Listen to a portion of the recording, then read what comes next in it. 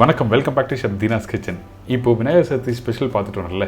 இன்றைக்கி நம்ம கிச்சனில் பார்க்க போது 3 விதமான ஸ்பெஷல் ப்ரிப்பரேஷன் எப்படி பண்ணுறது பார்க்க போகிறோம். அதாவது ட்ரை நட்ஸ், ட்ரை ஃப்ரூட்ஸ்லாம் போட்டு சூப்பரான மோடக் எப்படி பண்ணுறது பார்க்க போகிறோம். அதாவது கொழுக்கட்டை எப்படி பண்ணுறது பார்க்க போகிறோம். இதை தொடர்ந்து பால் கொழுக்கட்டை, அதுக்கு பிறகு மெது வடை. இந்த 3 ப்ரிப்பரேஷனும் எப்படி பண்ணுறதுன்னு நம்ம பார்க்க போகிறோம். இந்த மாதிரி ஃபெஸ்டிவல் டைமில் தான் கலக்கணும்ல நம்ம வீட்டில். அதனால தான் இன்றைக்கி இந்த 3 விதமான ப்ரிப்பரேஷன் கொடுத்துருக்கேன். கண்டிப்பாக ட்ரை பண்ணி பாருங்கள், எல்லாருக்கும் பிடிக்கும். இப்போ ப்ரிப்பரேஷன் எப்படி பண்ணுறது பார்க்க போயிடலாமா?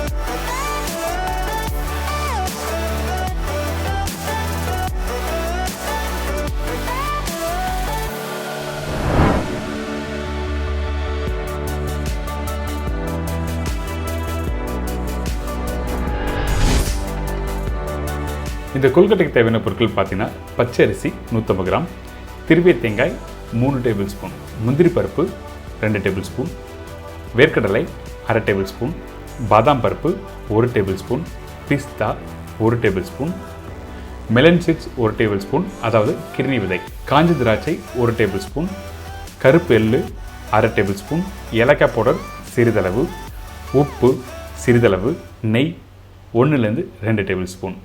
இதுதாங்க இந்த ப்ரிப்பரேஷன் தேவையான பொருட்கள். இந்த கொழுக்கட்டை பண்ணுறதுக்கு ஃபஸ்ட்டு இந்த கொழுக்கட்டை மாவு ரெடி பண்ணோம். அதனால் இன்றைக்கி நம்ம சேனலில் ஃபஸ்ட்டு பார்க்க போகிறது என்ன கேட்டிங்கன்னா, இந்த மாவு எப்படி ரெடி பண்ணுறோம்.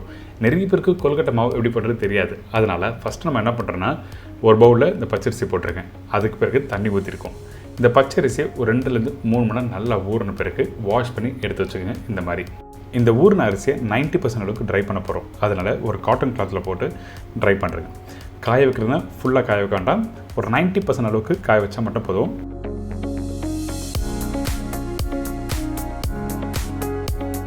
கையில் எடுத்திங்கன்னா நொய் அரிசி மாதிரி உடையணும். அதுக்கு பிறகு நம்ம என்ன பண்ணுறோம், மிக்ஸி ஜாரில் போட்டு நல்லா ஃபைன் பவுடரை அரைச்சிருங்க.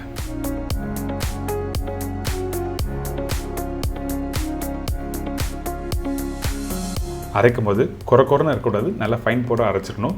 நிறைய குவான்டிட்டி இருந்தால் மாவு மிஷினில் கொடுத்து நீங்கள் அரைச்சிக்கலாம். சின்ன குவான்டிட்டினா இதுமாதிரி மிக்ஸியில் அரைச்சிக்கலாம். அரைச்சி முடித்த பிறகு திருப்பியும் இந்த மாதிரி ஜல்லடில் போட்டு நல்லா ஜலிக்கணும். அப்போ தான் ஃபைன் பவுடராக கிடைக்கும். இப்போ மாவு ரெடி ஆயிடுச்சுல. இந்த மாவு வச்சு தான் நீங்கள் வீட்டில் எப்போ கொழுக்கட்டை பண்ணிடலாம். அந்த டைமில் இந்த மாதிரி ப்ராசஸ் பண்ணலாம்.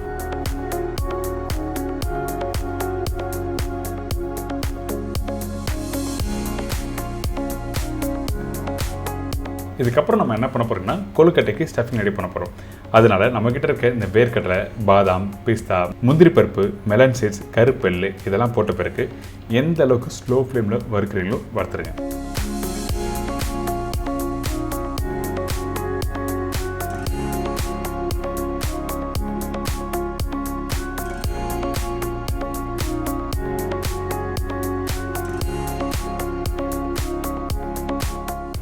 எப்போவுமே நட்ஸ் இந்த மாதிரி ப்ரிப்பரேஷன் பண்ணும்போது ஸ்லோ ஃப்ளேமில் வறுத்துருக்கணும்.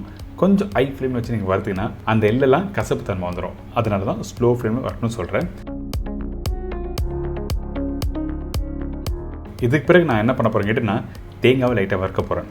எதுக்காக தேங்காய் வறுக்கிறேன்னு கேட்டிங்கன்னா, அந்த தேங்காய் ஈரத்தன்மையோட போட்டு நீங்கள் அரைக்கும் போது கரெக்டான டெக்ஸ்சர் கொடுக்காது.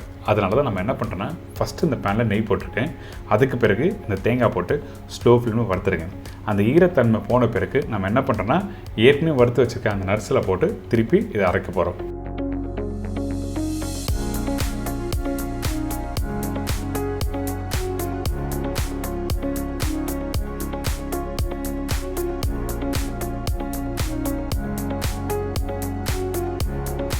இதுக்கப்புறம் பேரிச்சம்பழம்,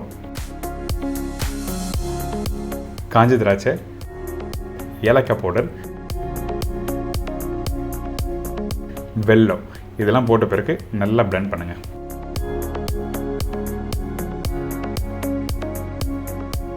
பிளெண்ட் பண்ணி எடுத்தோன்னா இந்த மாதிரி கெட்டியான டெக்ஸ்சர் வந்துருக்கும். இப்போ ஸ்டஃபிங் ரெடி ஆகிடுச்சு. அடுத்து நம்ம என்ன பண்ணுறோன்னா, ஏற்கனவே ரெடி பண்ணி வச்சுருக்க கொழுக்கட்டை மாவை குக் பண்ணிவிட்டு அதுக்கப்புறம் கொழுக்கட்டை பிடிக்க போகிறோம். ஒரு கடாயில் 1 டேபிள் ஸ்பூன் நெய் போடுங்க. அதுக்கு பிறகு தண்ணி ஊற்றிருக்கேன். இந்த தண்ணி ஊற்றுற அளவு என்ன கேட்டிங்கன்னா, 1 கப் அரிசி மாவுக்கு 1.5 கப் அளவுக்கு தண்ணி ஊற்றணும். நீங்கள் வீட்டில் எத்தனை கப் அரிசி மாவு போடுறீங்களோ அதுக்கேற்ற மாதிரி நீங்கள் தண்ணி ஆட் பண்ணிக்கலாம். அதே டைமில் உப்பு போட்டுருங்க.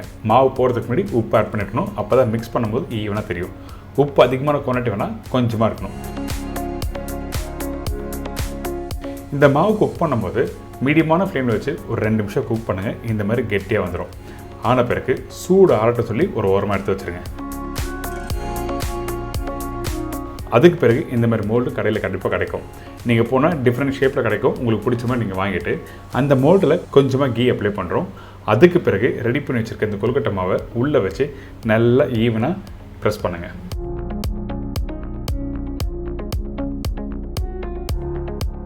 நடுப்பகுதியில் நல்லா ஸ்டஃபிங் வைக்கிறதுக்கு தேவையான அளவுக்கு ஸ்பேஸ் கிடைக்கும். அந்த இடத்துல நம்ம ரெடி பண்ணி வச்சுருக்க அந்த ஸ்டஃபிங் உள்ளே வச்சு மேல் பகுதி கவர் பண்ணுங்கள்.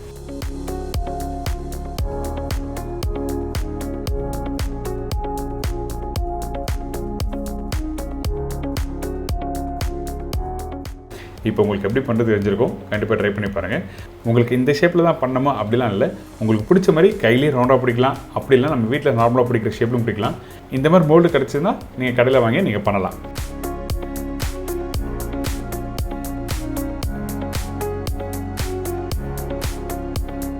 இப்போ பார்த்தீங்களா ஷேப் நல்லா சூப்பராக வந்திருக்கா. இதுக்கப்புறம் நம்ம என்ன பண்ணுறோம், இட்லி ஸ்டீமரில் தண்ணி சூடாக இருக்குது. அதுக்கு பிறகு கொஞ்சமாக நெய் அப்ளை பண்ணியிருக்கேன். ரெடியான கொழுக்கட்டையை 1 by 1 வச்சு ஸ்டீம் பண்ணுறோம்.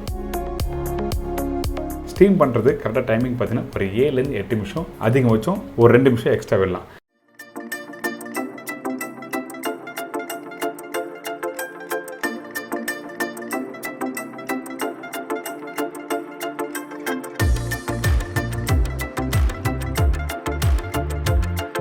பார்த்தீங்களா இன்றைக்கி ட்ரை ஃப்ரூட்ஸ் ட்ரை நட்ஸில் வச்சு சூப்பரான கொழுக்கட்டை கொடுத்துருக்கேன். இதை தொடர்ந்து பால் கொழுக்கட்டை எப்படி பண்ணுறது பார்த்துடலாம்.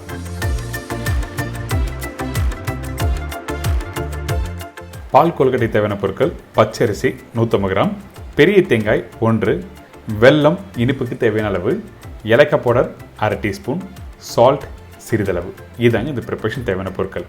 இந்த பால் கொழுக்கட்டை பண்ணுறதுக்கு நம்ம என்ன பண்ணுறோம் கேட்டிங்கன்னா, தேங்காவை அரைச்சி பால் எடுத்து அதுக்கப்புறம் இந்த ப்ரிப்பரேஷன் கம்ப்ளீட் பண்ண போகிறோம். அதனால ஒரு முழு தேங்காவை ரஃப்பாக கட் பண்ணிவிட்டு கரெக்டாக தண்ணி ஊற்றி அரைக்கிறோம்.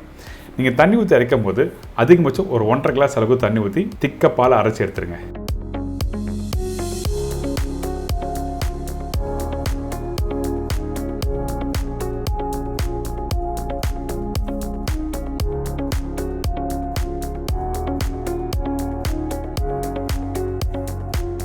இப்போ பார்த்தீங்களா இந்த தேங்காயெலாம் உதிரி ஆகிடுச்சா. இதுக்கு மேலே வேணால் அரைக்கலாம். ஆனால் கறி ப்ரிப்பரேஷன் பண்ணால் தின்னாக அரைக்கலாம். ஆனால் இந்த மாதிரி ப்ரிப்பரேஷனுக்கு ஃபஸ்ட்டு பாலே போதும். இதுக்கு பிறகு நம்ம என்ன பண்ண போகிறோம்னா, கொழுக்கட்டை மாவை ஸ்டீம் பண்ணி அதுக்கப்புறம் ரவுண்டாக பிடிச்சி குக் பண்ண போகிறோம். இந்த மாவு எப்படி ரெடி பண்ணுறது சொல்லிட்டு ஃபஸ்ட்டு கொழுக்கட்டை மாவுலேயே பார்த்துருப்பீங்க. அதே மாதிரி தான் பண்ணியிருக்கோம். இப்போ இந்த மாவு ஸ்டீம் ஆகிறதுக்கு குறைஞ்சபட்சம் ஒரு 10 நிமிஷம் டைம் இருக்கும். ஸ்டீம் ஆகட்டும். அதுக்கு பிறகு நம்ம என்ன பண்ணுறோன்னா, இந்த வெல்லத்தை கொஞ்சமாக தண்ணி ஊற்றி கரைக்கிறோம். எதுக்காக கரைக்கிறோம் கேட்டிங்கன்னா, வெள்ளத்தில் மண் இருக்கும்ல, அந்த மண்ணெல்லாம் க்ளீன் பண்ணிவிட்டு அதுக்கப்புறம் தான் ப்ரிப்பரேஷன் யூஸ் பண்ண போகிறோம். அதே டைமில் தண்ணி அதிகமாக ஊற்றக்கூடாது. கொஞ்சமாக தண்ணி ஊற்றி திக்காக கரைச்சிருங்க.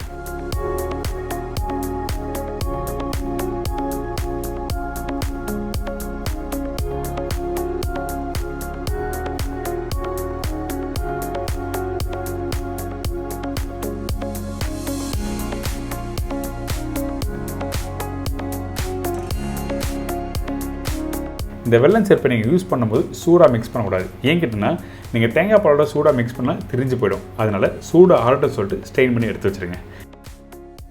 இதுக்கப்புறம் ஏற்கனவே ஸ்டீம் பண்ணுறதுக்கு மாவு வச்சோம்ல, அந்த மாவு ஓப்பன் பண்ணி எடுத்திங்கன்னா இந்த மாதிரி உதிரியாக வரும். கரெக்டான பக்குவத்தில் நீங்கள் பண்ணிங்கன்னா ரொம்ப சூப்பராக இருக்கும். எதுக்காக ஸ்டீம் பண்ணுற கேட்டிங்கன்னா, நீங்கள் ரவுண்டாக பால் பிடிச்சி தண்ணியில் குக் பண்ண போகிறீங்க. அதனால தான் ஸ்டீம் பண்ணிட்டு பண்ணுறோம். நீங்கள் டேரெக்டாக மாவை மிக்ஸ் பண்ணிட்டு தண்ணியில் போட்டிங்கன்னா உடஞ்சி வந்துடும். சால்ட்டு, ஏலக்காத்தூள் 2 போட்ட பிறகு கொஞ்சம் தண்ணி ஊற்றிருக்கோம். தண்ணி பச்சை தண்ணி தான் யூஸ் பண்ணியிருக்கேன். மாவுக்கு எந்த அளவுக்கு தண்ணி தேவையோ அந்த அளவுக்கு தண்ணி ஊற்றி நல்லா மிக்ஸ் பண்ணுறேங்க. ரொம்ப லூஸாக இருக்கக்கூடாது, ரொம்ப கெட்டியாக இருக்கக்கூடாது. கொஞ்சம் எலசாக இருக்கணும். அப்போ தான் ரவுண்டாக சின்ன பிடிக்க முடியும்.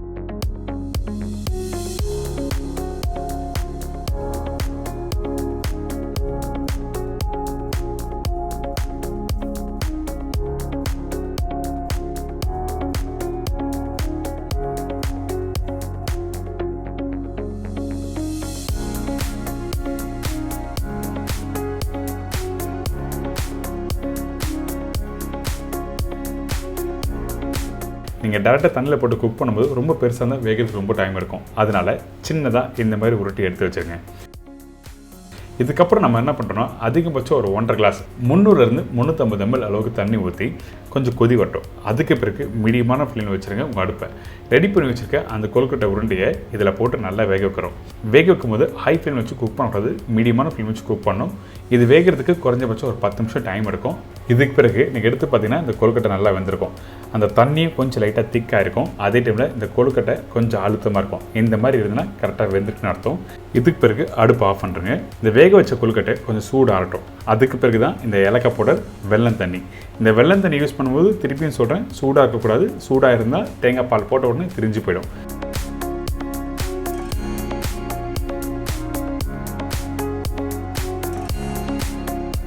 அதுக்கு பிறகு ரெடி பண்ணி வச்சுருக்க தேங்காய் பால் போட்டு மிக்ஸ் பண்ணுறோம்.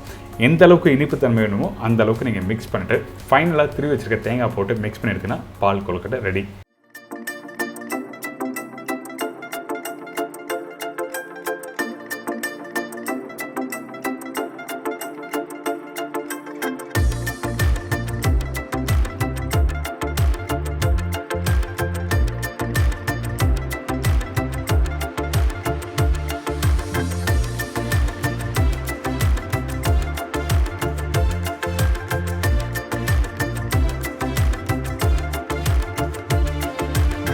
இதுக்கப்புறம் மெதுவடை எப்படி பண்ணுறது பார்க்க போகிறோம். அந்த மெதுவடை சூப்பராக மாவு எப்படி அரைக்கிறது, அதே டைமில் நிறைய பேருக்கு வடை போடும்போது எண்ணெய் பிடிக்கும்ல, இந்த மாதிரிலாம் ப்ராப்ளம் வராமல் ஒரு ஈஸியான ஸ்டைல் எப்படி பண்ணுறதா பார்க்க போகிறோம். ஃபஸ்ட்டு இந்த டிஷ்ஷுக்கு தேவையான பொருட்கள் பார்த்தலாமா. உளுத்தம்பருப்பு 250 கிராம், வெங்காயம் 1, பச்சை மிளகாய் 2, பொடிசை நறுக்கிய இஞ்சி 1 டீஸ்பூன், பெருங்காயம் 1/4 டீஸ்பூன், சீரகம் 1/2 டீஸ்பூன், முழு மிளகு 1/4 டீஸ்பூன், கொத்தமல்லி சிறிதளவு, கருவேப்பிலை தேவையான அளவு, உப்பு தேவைக்கேற்ற, ஆயில் ஃப்ரை பண்ணுறதுக்கு தேவையான அளவு. இதாங்க மெதுவடைக்கு தேவையான பொருட்கள். ஃபஸ்ட் நம்ம என்ன பண்ணுறோன்னா இந்த உளுத்தம்பருப்பு நல்லா ஊற வைக்கிறோம். எப்போவுமே வடை மாவு அரைக்கிறதுக்கு முன்னாடி இந்த உளுத்தம்பருப்பு குறைஞ்சபட்சம் ஒரு 6லேருந்து 7 மணி நேரம் நல்லா ஊற வச்சுருங்க. இது நல்லா ஸ்ட்ரெயின் பண்ணிட்டு தண்ணி இல்லாமல் வெறும் பருப்பை கிரைண்டரில் போட்டிருக்கோம். கிரைண்டரில் அரைக்கும் போது ஃபஸ்ட்டு எடுத்த உடனே தண்ணி ஊற்றக்கூடாது. இந்த பருப்பு போட்ட பிறகு 2 நிமிஷம் ஓடட்டுன்னு சொல்லிட்டு அதுக்கப்புறம் கொஞ்சம் கொஞ்சமாக தண்ணி தெளிக்கணும். வடை மாவு அரைக்கிறதா இருக்கட்டும், இட்லி மாவு அரைக்கிறதா இருக்கட்டும், அப்பப்போ தண்ணி தெளித்து நீங்கள் மிக்ஸ் பண்ணி எடுத்தால் தான் உங்களுக்கு கெட்டியான பக்குவம் மாவு கிடைக்கும். எடுத்த உடனே தண்ணி ஊற்றிட்டிங்கன்னா உங்களுக்கு கரெக்டான பக்குவம் கிடைக்காது. அதனால தான் கொஞ்சம் கொஞ்சமாக தண்ணி தெளிக்கணும்னு சொல்கிறேன். பார்த்தீங்களா, இப்போ 50% அளவுக்கு அரைஞ்சிருக்கு. திருப்பியும் கொஞ்சமாக தண்ணி தெளிக்கிறேன். இந்த மாதிரி தண்ணி தெளித்து பண்ணும்போது கரெக்டாக மாவு சீக்கிரமாக அரைஞ்சி வரும். நிறைய பேர் நிறைய தண்ணி அதிகமாக ஊற்றி அரைக்கி விட்ருவாங்க. அது பாட்டுட்டு ஓடும்போது என்னென்னா சூடாகும் மாவு சூடானால் கரெக்டான சாஃப்ட்னஸ் கொடுக்காது. அதனால தான் நம்ம என்ன பண்ணுறோம், கொஞ்சம் கொஞ்சமாக தண்ணி தெளிக்கிறேன். இப்போ ஓரளவுக்கு ஆல்மோஸ்ட் ரெடி ஆகிடுச்சு. அந்த மாவு கையில் எடுத்து நீங்கள் லைட்டாக ப்ரெஸ் பண்ணி பார்த்தீங்கன்னா உங்களுக்கு ஃப்ளஃபியாக நல்லா வரும். இப்போ ரெடியான மாவை அப்படியே இன்னொரு பவுலில் மாற்றிடும். இந்த மாவு கரெக்டாக அரைச்சிருக்குனா இல்லைன்னு சொல்லிட்டு உங்களுக்கு காமிக்கிறேன். ஒரு சின்ன டிப்ஸ் தரேன், நீங்கள் வீட்டில் ட்ரை பண்ணி பாருங்கள். இப்போ இந்த மாவை அரைச்சி முடிச்ச பிறகு நல்லா கையில் மிக்ஸ் பண்ணுங்கள். எந்த அளவுக்கு நல்லா மிக்ஸ் பண்ணுறீங்களோ அந்தளவுக்கு அந்த மாவோட வெயிட் கம்மியாகும். அப்போ தான் உங்களுக்கு வடை போடும்போது நல்லா கிறிஸ்பியாக முறுமுறுன்னு வரும். இதுக்கப்புறம் பொடிசை கட் பண்ணி வச்சுருக்க இஞ்சி, பச்சை மிளகாய், வெங்காயம், சீரகம், மிளகு, கருவேப்பிலை, கொத்தமல்லி, உப்பு, பெருங்காயம் எல்லாத்தையும் நம்ம போட்டுடுறோம்.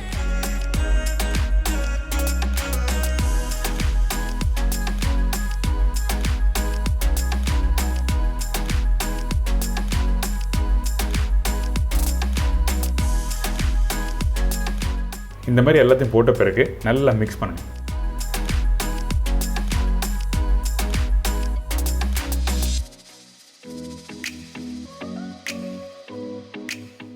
மிக்ஸ் பண்ணிட்டு சைடை பவுல்லாம் க்ளீன் பண்ணி எடுத்து வச்சுக்கோங்க. இப்போ வடை எப்படி போடுறது நான் சொல்கிறேன். ஃபஸ்ட்டு நீங்கள் நம்மளோட 4 விரல் இருக்குல்ல, அந்த 4 விரலில் மாவு கொஞ்சமாக எடுத்து சைடில் நல்லா தேய்க்கும் போது ரவுண்டாக வரும்.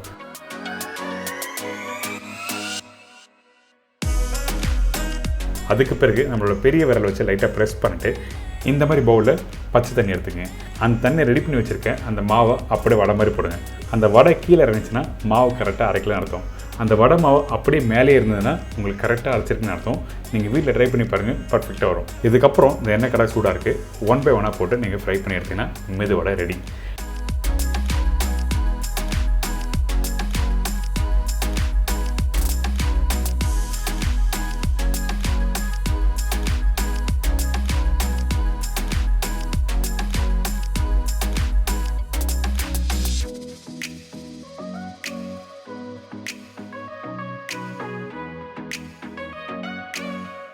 இன்றைக்கி ஒரு சூப்பரான ஸ்டைலில் 3 ப்ரிப்பரேஷன் சொல்லி கொடுத்துருக்கேன். ட்ரை ஃப்ரூட்ஸ், ட்ரை நட்ஸ்லாம் போட்டு கொழுக்கட்டை, அதுக்கப்புறம் பால் கொழுக்கட்டை, கடைசியாக வடை எப்படி பண்ணுறதுன்னு ட்ரை பண்ணுங்கள், என்ஜாய் பண்ணுங்கள்.